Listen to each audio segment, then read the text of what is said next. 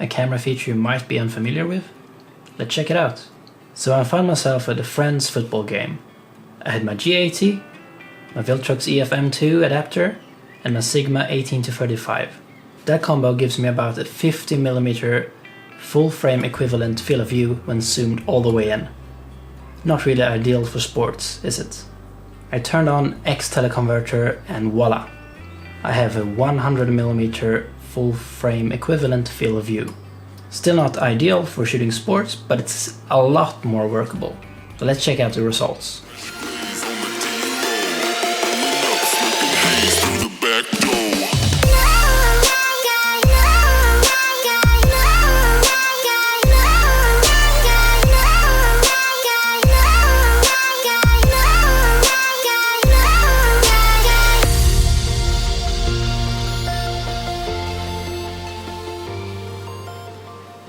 Well, yes, this only works in 1080p, except for on the G85, which can crop in 1.4 times in 4K as well.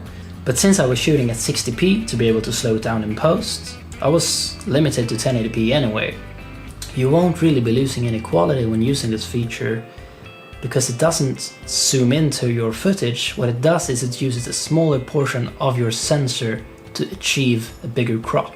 So how do you activate it? Well, can be found in the main menu under the movie tab on the 4th page. I have, however, mapped it to one of the function buttons for much easier access.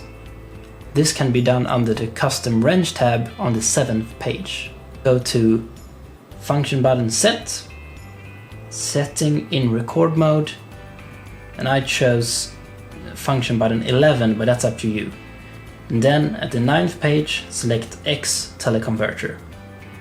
I do, however, have this one set to digital zoom in my 4K modes. If you're wondering how to set up different modes for different frame rates, I have a video for you here. The reason why I'm doing this is because if I want something in real time, aka not slow-mo, I get a much higher bitrate if I'm choosing one of the 4K modes instead. So 4K with a 2x zoom will give me effectively the same field of view as 1080p with Tele Converter, but at a much higher frame rate.